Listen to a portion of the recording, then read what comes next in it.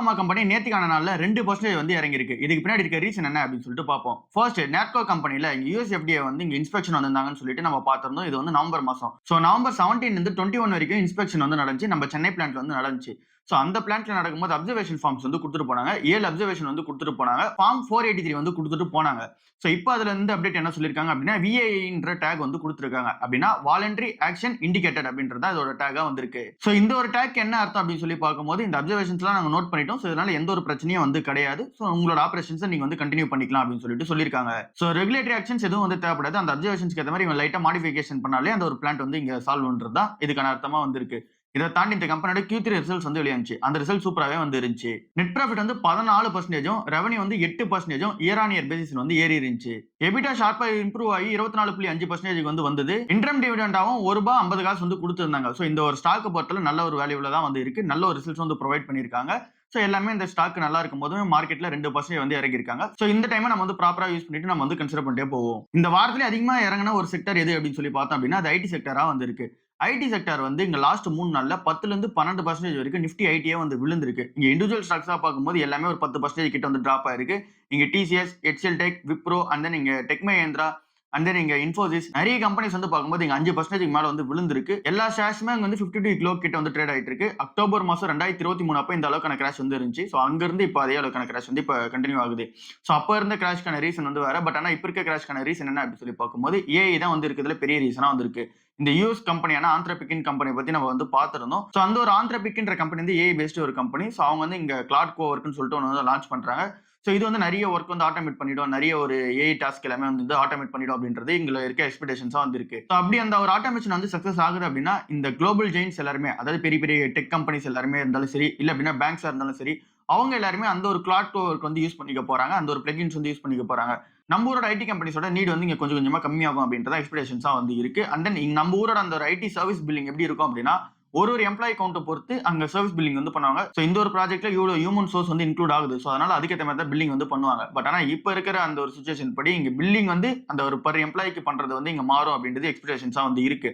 அப்படி மாறிச்சு அப்படின்னா ட்ரெடிஷனல் ஐடி சர்வீஸோட ரெவன்யூ வந்து மாறுதுல. அதனால இங்க மார்க்கெட்ல எல்லாரும் அடிச்சிருக்காங்க. 9ல இருந்து 12% ஆஃப் த ரெவன்யூ வந்து அடுத்த ஒரு 3ல இருந்து 4 வருஷத்துக்கு வந்து கம்மியாகும் இந்த ஐடி கம்பெனிஸ்க்கு அப்படின்னு சொல்லியிருக்காங்க. அதாவது டிசிஎஸ் கம்பெனி இப்போ வந்து 100 கோடி ரூபாய் சம்பாதிக்கிறாங்க அப்படின்னா இங்க 10ல இருந்து 12 கோடி ரூபாய் இங்க ரெவன்யூ வந்து காணாம போகும் இந்த கம்பெனிக்கு. இந்த ஒரு சர்வீசஸ் உள்ள வந்தது அப்படின்றதா இங்க இருக்க மார்க்கெட் எக்ஸ்பெக்டேஷன்ஸா வந்து இருக்கு. இந்த ஒரு ரீசனால மார்க்கெட்ல இந்த ஷேர்ஸ் எல்லாமே இறக்குறாங்க. இது வந்து ஃபர்ஸ்ட் ரீசன். செகண்டா இருக்க ரீசன் வந்து இங்க யூஎஸ்ல வந்து இங்க ஜாப் டேட்டா சூப்பரா வந்திருக்கு. அப்படி ஜாப் டேட்டா சூப்பரா இருந்துச்சு அப்படின்னா இங்க யூஎஸ்ல வந்து இன்ட்ரெஸ்ட் ரேட் வந்து கட் பண்ண மாட்டாங்க. ஒருவேளை இன்ட்ரெஸ்ட் ரேட் கட் பண்ணல அப்படின்னா இங்க இன்ட்ரெஸ்ட் ரேட்ஸ் ஹையா இருக்கும்போது இங்க பெரிய பெரிய கம்பெனிஸ் எல்லாமே டெக்ஸ்ல வந்து ஸ்பெண்ட் பண்ண மாட்டாங்க. அந்த ஒரு ரீசனால இங்க டெக் ஸ்பெண்டிங் நடக்காதுன்ற எக்ஸ்பெக்டேஷன்ஸ்னால மார்க்கெட்ல வந்து இறக்குறாங்க. இதை தாண்டி இந்த ஏஐ ஃபியர்னால குளோபல் லெவல்ல வந்து செல் ஆஃப் வந்து நடக்குது. நம்ம ஊர்லயும் வந்து நடந்துட்டு இருக்கு. இது எல்லாமே நம்ம நேத்தே பார்த்திருந்தோம். இப்ப இருக்க ரீசன் அதுவா தான் வந்திருக்கு. 10ல இருந்து 12% வரைக்கும் இறங்கி இருக்கு. இப்ப வரைக்கும் இந்த கம்பெனிஸ் வந்து பார்க்கும்போது இங்க ரெவன்யூ வந்து டிக்ளைன் ஆகல, ப்ராஃபிட் வந்து டிக்ளைன் ஆகல. பெருசா வந்து அப் ஆகல, டவுன் ஆகல. இங்க வந்து ஃபிளாட்டா தான் வந்து இருந்துட்டு இருக்கு. நிறைய கம்பெனிஸோட ரெவன்யூ அண்ட் தென் ப்ராஃபிட் பொறுத்த அளவுல. அப்படி நம்ம பார்க்கும்போது இன்னும் அந்த ப்ராஃபிட் அண்ட் தென் ரெவன்யூ விழுந்துச்சு அப்படின்னா தான் இந்த ஒரு பிரச்சனை வந்து ரியலா வந்து ஸ்டார்ட் ஆகுதுன்னு அர்த்தம். இப்போ வந்து ஸ்டார்ட் ஆயிடும் அப்படின்ற எக்ஸ்பெக்டேஷன்ஸ்ல வந்து மார்க்கெட்ல இறக்கிட்டு இருக்காங்க. இந்த கம்பெனிஸை பொறுத்தல ஆர்டர் புக் சூப்பரா தான் வந்து வச்சிருக்காங்க. அதுவும் 5 இயர்ஸ்க்கான ஆர்டர் புக் அண்ட் 10 இயர்க்கான ஆர்டர் புக்னு சொல்லிட்டு நிறைய வந்து வச்சிருக்காங்க. அந்த ஒரு ரீசன் இந்த ஸ்டாக்ஸ் எல்லாமே கன்சிடர் பண்றது போறது பெட்டரா வந்து இருக்கு. நேத்துக்கான மார்க்கெட்டுமே வீக்கா தான் வந்து இருந்துச்சு. சென்செக்ஸ் வந்து 1000 பாயிண்ட்டுக்கு மேல வந்து விழுந்திருக்கு. அண்ட் தென் நிஃப்டியை பொறுத்தல 300 பாயிண்ட்டுக்கு மேல வந்து விழுந்திருக்கு. பின்னாடி இருக்க ரீசன் என்ன அப்படின்னா மேஜரா எங்க ஐடில இருந்து செல் ஆஃப் வந்து நடந்திருக்கு. 7 லட்சம் கோடி ரூபாய் மார்க்கெட்ல இருந்து வைப் அவுட் பண்ணப்பட்டிருக்கு. மேஜரான டிராபேக் ஐடில வந்து இருக்கு. அண்ட் தென் இங்க mid cap and small cap பொறுத்தல 1.5% மேல வந்து விழுந்திருக்கு. ஓவராலா மார்க்கெட் வந்து வீக்கா தான் வந்து இருக்கு. கோல்டு வந்து $6000 per ounce வந்து போகணும் அப்படின்னா இது எல்லாமே ஃபாலோ பாச்சு அப்படின்னா கோல்டு வந்து $6000 per ounce போகும்னு சொல்லிட்டு ஒரு ஆர்டிகல் வந்து போட்டிருக்காங்க. அதுல என்ன சொல்றாங்க அப்படின்னா இப்ப இருக்க கோல்டு பிரைஸ் வந்து $5000 per ounce வந்து இருக்கு. இங்க ஆல் டைம் ஹை வந்து $5500 per ounce வந்து இருக்கு. அப்படி இருக்கும்போது $6000 per ounce வந்து 2026 எண்டுக்குள்ள போகணும் அப்படின்னா என்னென்ன மாதிரி இங்க மெட்ரிக்ஸ் இருக்கணும் அப்படின்னு சொல்லி பார்க்கும்போது ஃபர்ஸ்ட் இங்க யூஎஸ் டெப்ட் வந்து அதிகமாயிட்டே போயிட்டு இருக்கு. $39 trillion வந்து டெப்ட் வந்து இருக்கு. இங்க வருஷத்துக்கு $1 trillion இங்க இன்ட்ரெஸ்ட் வந்து கட்டிட்டு இருக்காங்க. அப்படி இருக்கும்போது இங்க யூஎஸ் எக்கனாமி கொஞ்சம் வந்து இங்க பிரஷர்ல இருக்க மாதிரி வந்து ஃபீல் பண்றாங்க.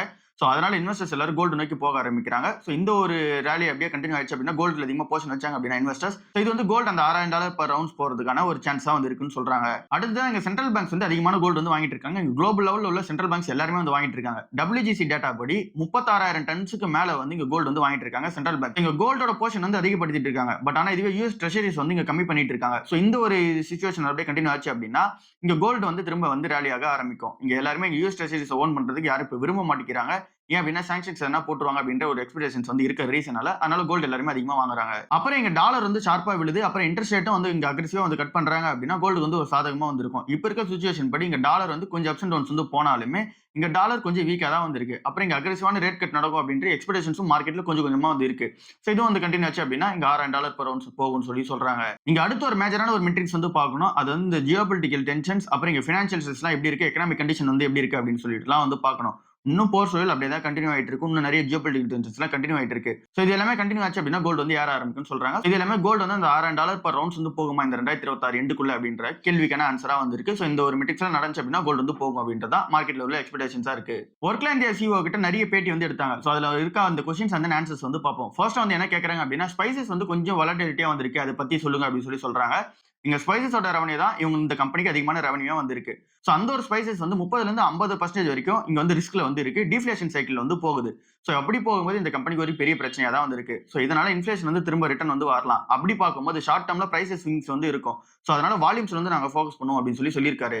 அடுத்ததா இந்த அக்யூசியேஷன் அண்ட் தென் ஸ்ட்ராட்டஜி உங்களோட ஐடியா என்ன அப்படின்னு சொல்லி கேட்டதுக்கு ₹500 கோடி என்கிட்ட கையில வந்து இருக்கு. சோ எங்களோட டார்கெட் வந்து இங்க பேன் இந்தியால வந்து க்ரோ ஆகணும்ன்றதெல்லாம் வந்து கிடையாது. இங்க ஸ்பைசஸ் அண்ட் தென் ட்ரெடிஷனல் ஃபுட்ஸ்ல வந்து இருக்காங்கல்ல, சோ அவங்கள டார்கெட் பண்ணி அந்த ஒரு கம்பெனிஸ் வந்து வாங்குவோம். நாங்க இந்த பேன் இந்தியா லெவல்ல ஃபோக்கஸ் பண்ணி இந்த ஒரு அக்யூசியேஷன் வந்து பண்ண மாட்டோம். இங்க சவுத்ல நாங்க வந்து மேஜரா வந்திருக்கோம். சவுத்ல இன்னும் டீப்பா போறதுக்கான பிராண்ட்ஸ் ஹெல்ப் எதனா தேவைப்படுது. அந்த ஒரு பிராண்ட் அக்யூசியேஷன் பண்ணணும் அப்படின்னு அந்த மாதிரி தான் பண்ணுமே தவிர பிளைண்டா நாங்க பேன் இந்தியால வந்து எக்ஸ்பெண்ட் ஆக மாட்டோம்னு சொல்றாரு.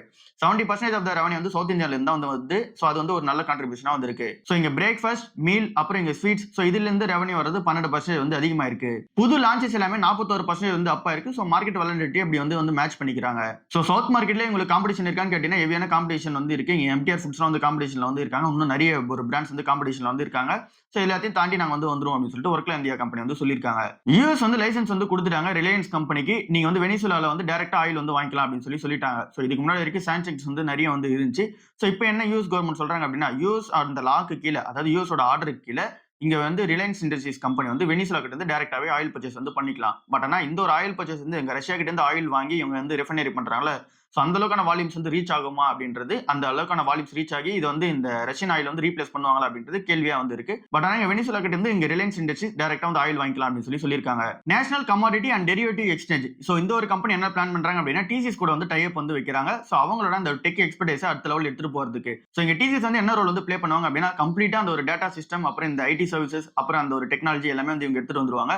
சோ அவங்க கண்ட்ரோல் வந்து வந்துரும். சோ இங்க டிசிஎஸ் வந்து டோட்டலா இந்த எம்சிஎக்ஸ் வந்து இருக்குல்ல, மல்டி கமாடிட்டி எக்ஸ்சேஞ்ச், சோ இது வந்து டோட்டலா வந்து பவர் பண்ணி எடுத்துட்டு வந்துருவாங்க. சோ டிசிஎஸ் மூலமா இந்த ஒரு நேஷனல் கமாடிட்டி டெரிவேட்டிவ் எக்ஸ்சேஞ்ச் வந்து இங்க செயல்பட ஆரம்பிக்கும். சோ இது வந்து இங்க டெக்கா வந்து பார்க்கும்போது சோ இந்த ஒரு டெரிவேட்டிவ் எக்ஸ்சேஞ்ச் வந்து என்ன பிளான் பண்றாங்க அப்படின்னா இந்த ஈக்விட்டி செக்மெண்ட்லயும் அந்த நீங்க டெரிவேட்டிவ் செக்மெண்ட்லயும் உள்ள வர பிளான் வந்திருக்காங்க. இங்க ஈக்விட்டி கேஷ் செக்மெண்ட்ல ஃபினான்ஷியல் இயர் 2026 எண்டுக்குள்ள வர பிளான்ல வந்து இருக்காங்க. இங்க டெரிவேட்டிவ் செக்மெண்ட்ல ஃபினான்ஷியல் இயர் 2027க்குள்ள வர பிளான்ல வந்து இருக்காங்க. ஏற்கனவே இங்க மார்க்கெட்ல காம்படிஷன் வந்து ஹெவியா வந்து இருக்கு. சோ இங்க எம்சிஎக்ஸ் தான் வந்து இங்க டோட்டலா இந்த கமாடிட்டி மார்க்கெட் வந்து ஓன் பண்றாங்க. 99.5% ஆஃப் தி மார்க்கெட் ஷேர் அவங்க கிட்ட தான் வந்து இருக்கு. அந்த நீங்க என்எஸ்சி பிஎஸ்சி வந்து இங்க இந்த ஈக்விட்டி செக்மெண்ட் வந்து ஓன் பண்ணிட்டு இருக்காங்க. சோ இவங்க டார்கெட் பண்ற ஏரியா வந்து இங்க ஐபிஓ லிஸ்டிங் வந்து டார்கெட் பண்ண போறதா வந்து சொல்லிருக்காங்க. அந்த நீங்க புது டெரிவேட்டிவ்ஸ் அந்த இந்த கமாடிட்டிஸ் வந்து உள்ள எடுத்துட்டு வருவோம் அப்படின்னு சொல்லியிருக்காங்க. சோ இது வந்து டிசிஎஸ்க்கு ஒரு பெரிய ஆப்பர்ச்சுனிட்டியா வந்து இருக்கு இந்த கம்பெனி வந்து உள்ள வர ரீசனால. முத்தூட் ஃபைனான்ஸ் கம்பெனியோட Q3 ரிசல்ட்ஸ் நம்ம நேத்தே வந்து டிஸ்கஸ் பண்ணிருப்போம். அந்த ரிசல்ட் சூப்பராவே வந்து இருந்துச்சு. கோல்ட் லோனோட அந்த asset under management 50% year on year பேசிஸ்ல வந்து ஏறி இருக்கு. அந்த நீங்க அசெட் குவாலிட்டி சூப்பரா வந்து மெயின்டைன் பண்ணிட்டு இருக்காங்க. சோ எல்லா மெட்ரிக்ஸுமே இந்த முத்தூட் ஃபைனான்ஸ் கம்பெனிக்கு சூப்பரா தான் வந்து இருந்துச்சு. எங்க நெகட்டிவா இருந்துச்சு அப்படின்னா டோனேஜ் வந்து இங்க கொஞ்சம் ஸ்லிப் ஆயிருக்கு. கோல்ட் டோனேஜ் வந்து ஸ்லிப் ஆயிருக்கு. 2% குவார்டர் ஆன் குவார்டர் பேசிஸ்ல வந்து டிராப் ஆயிருக்கு. அப்படின்னா என்ன அப்படின்னா இங்க கோல்ட் வந்து அடகு வைப்பாங்கல்ல, சோ அந்த அடகு வைக்கிற அந்த ஒரு வால்யூம் வந்து இங்க டிராப் ஆயிருக்கதா வந்து சொல்றாங்க. அதாவது இதுக்கு முன்னாடி வந்து இங்க 100 பேர் வந்து இங்க அடகு வைக்கிறாங்க அப்படின்னா இப்ப 98 பேர் தான் வந்து வைக்கிறாங்க. மீதி இருக்கிற அந்த 2 பேர் வைக்கல அப்படின்னா கூட இந்த கம்பெனிக்கு ஒரு பெரிய பிளஸ் தான். ஏன் அப்படின்னா இந்த கம்பெனி கிட்ட சேமான கோல்டு கொடுத்துமே இந்த கஸ்டமர்ஸ் எல்லாருமே அதிகமான கோல்டு வேல்யூ வந்து இங்க எடுத்துட்டு போயிடுவாங்க. ஏன்னா கோல்டு பிரைஸ் ஏறின ரீசனால. இது இந்த முத்தூட் கம்பெனிக்கு ஒரு பெரிய பிளஸ் தான் வந்து இருக்கு. இது எல்லாமே இந்த கம்பெனியோட Q3 ரிசல்ட்ஸ்ல வந்து ஒரு டேட்டாவா வந்து இருக்கு. சோ ரிசல்ட்ஸ் நல்லா தான் வந்து இருந்துச்சு. பட் ஆனா இங்க கோல்டோட பிரைஸ் வந்து கீழே விழும் அப்படின்ற ஒரு எக்ஸ்பெக்டேஷன்ஸ் மார்க்கெட்ல வந்து இருக்கு. அப்புறம் ஹெவியான ப்ராஃபிட் புக்கிங் வந்து பண்ண ஆரம்பிச்சாங்க. சோ இதனால தான் முத்தூட் ஃபைனான்ஸ் ஷேர் நேத்துக்கான மார்க்கெட்ல ரொம்பவே வந்து கிராஷ் ஆயிருக்கு. 10% மேல வந்து விழுந்திருக்கு. ஓலா கம்பெனியோட Q3 ரிசல்ட்ஸ் கொஞ்சம் நெகட்டிவா தான் வந்து இருக்கு. இங்க நெட் லாஸ் வந்து பண்ணிருக்காங்க. 484 கோடி ரூபாய் பண்ணிருக்காங்க. போன வருஷம் 500 சில்லற கோடி ரூபாய் நெட் லாஸ் பண்ண கம்பெனி இப்ப 480 கோடி ரூபாய்க்கு இங்க வந்து நெட் லாஸ் வந்து பண்ணிருக்காங்க. இந்த கம்பெனியோட சேல்ஸ் வால்யூம் தான் வந்து மெயினா டிராப் ஆயிருக்கு. போன வருஷம் 80,000 வண்டி வந்து இங்க வித்திருந்தாங்க இதே டைம்ல. பட் ஆனா இப்போ 30,000 வண்டி தான் வந்து விக்கிறாங்க. சோ இங்க இருக்க பிரச்சனை என்ன அப்படின்னா இங்க வந்து லாஸ் வந்து இங்க கண்டினியூ ஆயிட்டே வரலாம். பட் ஆனா இங்க சேல்ஸ் எல்லாமே சூப்பரா வந்து இருக்கணும். அந்த வால்யூம்ஸ் வந்து சூப்பரா வந்து இருக்கணும். பட் ஆனா இங்க ஓலா கம்பெனில உள்ள பிரச்சனை என்ன அப்படின்னா 80,000 யூனிட்ஸ் போன வருஷம் எடுத்தவங்க இப்ப 32,000 யூனிட் தான் வந்து விக்கிறாங்க. இதுவே ஏத்தர் கம்பெனில பார்க்கும்போது அவங்களும் நெட் லாஸ் வந்து கம்மி பண்ணியிருந்தாங்க. அந்த கம்பெனி நெட் லாஸ் கம்பெனியா இருந்தாலுமே கம்மி பண்ணாலுமே அவங்களோட சேல்ஸ் வால்யூம் வந்து சூப்பரா வந்து இருந்துச்சு. யூனிட் வைஸ் வந்து சூப்பரா வந்து சேல்ஸ் பண்ணிருந்தாங்க. பட் ஆனா இந்த கம்பெனில அது வந்து மிஸ் ஆகுது. இங்க அட்ஜஸ்டட் எபிட்டாவா வந்து பார்க்கும்போது 494 கோடி ரூபாய் போன வருஷம் இருந்ததா இருக்கு. பட் இப்ப இருக்கிறது 324 கோடி ரூபாய் தான். சோ மார்ஜின் வந்து 68% நெகட்டிவ்ல வந்து இருக்கு. சோ இந்த கம்பெனி இங்க எல்லா மெட்ரிக்ஸுமே நெகட்டிவா தான் வந்து இருக்கு. இங்க செல் ரெவென்யூ மட்டும் சூப்பரா வந்து ஏறி இருக்கு. ஒரு 3 மடங்கு வந்து ஏறி இருக்கு. 9 கோடி ரூபாய் ரெவென்யூ வந்து மேக் பண்ணியிருக்காங்க. மத்தபடி எல்லா மெட்ரிக்ஸுமே கொஞ்சம் நெகட்டிவா தான் வந்திருக்கு. 250 இருந்து 300 கோடி ரூபாய் ஆப்பரேட்டிங் எக்ஸ்பென்சஸ்க்காக தேவைப்படும் அப்படின்றது இவங்களோட எக்ஸ்பெக்டேஷன்ஸா வந்து இருக்கு. சோ ஓவரால் இந்த கம்பெனி நெகட்டிவா தான் வந்திருக்கு. சோ இந்த டைம்ல இந்த ஸ்டாக் பக்கம் போகாம இருக்கிறதே பெட்டரா வந்திருக்கு. ஐநாக்ஸ் வின் கம்பெனியோட Q3 ரிசல்ட்ஸ் எப்படி இருக்கு அப்படின்னு சொல்லிட்டு பார்ப்போம். இங்க கன்சாலிடேட்டட் நம்பர் அப்புறம் இங்க ஸ்டாண்ட் அலோன் நம்பர் ரெண்டுத்தையும் வந்து பார்ப்போம். இங்க கன்சாலிடேட்டட் நம்பரா பார்க்கும்போது நெட் ப்ராஃபிட் 14% வந்து ஏறி இருக்கு. டோட்டல் இன்கம் 24% வந்து ஏறி இருக்கு. இங்க ஸ்டாண்ட் அலோன் பெர்ஃபார்மன்ஸ் பார்க்கும்போது நெட் ப்ராஃபிட் 115%, ரெவென்யூ வந்து 17% வந்து ஏறி இருக்கு. இங்க எபிட்டா பொறுத்தல சூப்பரா வந்து ஜம்ப் ஆயிருக்கு. 39% வந்து ஜம்ப் ஆயிருக்கு. மார்ஜின் சூப்பரா வந்து மெயின்டைன் பண்றாங்க. ஆர்டர் எக்ஸிக்யூட் பண்ணது வந்து 252 மெகாவாட்கான ஆர்டர் வந்து எக்ஸிக்யூட் பண்ணிருக்காங்க. இப்போதைக்கு அவங்க கிட்ட ஆர்டர் புக்கா இருக்குது 3.2 ஜிகாவாட்கான ஆர்டர் புக் வந்து கையில வச்சிருக்காங்க. அண்ட் தென் ஒரு 600 மெகாவாட்கான தனி ஆர்டர்ஸ் டீலும் வந்து கையில வச்சிருக்காங்க. அண்ட் தென் இங்க கோட் டெவலப்மெண்ட்டாவே ஒரு 2.5 ஜிகாவாட் வந்து கோட் டெவலப்மெண்ட் பண்ணுவாங்க அப்படின்னு சொல்லிட்டு இந்த எக்ஸ்பெக்டேஷன்ஸ் வந்து இருக்கு. சோ ஓவராலா ரிசல்ட்ஸ் வந்து சூப்பராவே வந்திருக்கு. டோரன்ட் பார்மாசூட்டிக்கல் பிசினஸோட Q3 அப்டேட் வந்து வந்திருக்கு. அது எப்படி இருக்குன்னு சொல்லி செக் பண்ணி பார்ப்போம். நெட் ப்ராஃபிட் வந்து 26% இயர் ஆன் இயர் பேசிஸ்ல வந்து ஏறி இருக்கு. ரெவென்யூ வந்து 18% இயர் ஆன் இயர் பேசிஸ்ல வந்து ஏறி இருக்கு. எபிட்டா 19% வந்து ஏறி இருக்கு. எபிட்டா மார்ஜின் 33% வந்து ஏறி இருக்கு. இந்தியா பிசினஸ் சூப்பரா வந்து growth ஆயிருக்கு. 14% ரெவென்யூ growth வந்து இந்தியா பிசினஸ் வந்து கொடுத்திருக்கு. இங்க கார்டியாக் அப்புறம் இங்க வந்து கேஸ்ட்ராலஜி சோ இந்த ஒரு செக்மெண்ட்ஸ்லாம் அதிகமான ரெவென்யூ வந்து மேக் பண்றாங்க. யுஎஸ் அப்புறம் பிரேசில் பிசினஸ் வந்து பார்க்கும்போது யுஎஸ் பிசினஸ் வந்து 19% அண்ட் தென் இங்க பிரேசில் பிசினஸ் 27% வந்து ஏறி இருக்கு. அண்ட் தென் இங்க ஜெர்மனி பிசினஸ் 8% வந்து ஏறி இருக்கு. சோ ஓவரால் இந்த ரிசல்ட்ஸ்மே சூப்பரா தான் வந்திருக்கு. சோ இதுதான் இன்னைக்கான மார்க்கெட் நியூஸா வந்து இருக்கு. நெக்ஸ்ட் வீடியோ வந்து என்ன மாதிரியான வீடியோ வந்து மேக் பண்ணலாம் அப்படின்னு சொல்லிட்டு கமெண்ட் செக்ஷன்ல வந்து சொல்லுங்க. இங்க மேக்ஸிமம் இந்த ஐடி கம்பெனிஸ் தான் வந்து விழுந்துட்டு இருக்கு. சோ அத பத்தின வீடியோ வந்து வேணுமா இல்ல அப்படின்னா வேற என்ன வீடியோ வந்து மேக் பண்ணலாம் அப்படின்னு சொல்லிட்டு கமெண்ட் செக்ஷன்ல வந்து சொல்லுங்க. நாளைக்கான வீடியோல அதை வந்து டிஸ்கஸ் வந்து பண்ணுவோம். சோ இவ்வளவுதான் இன்னைக்கான வீடியோவா வந்திருக்கு. அடுத்த வீடியோல சந்திப்போம். பாய்.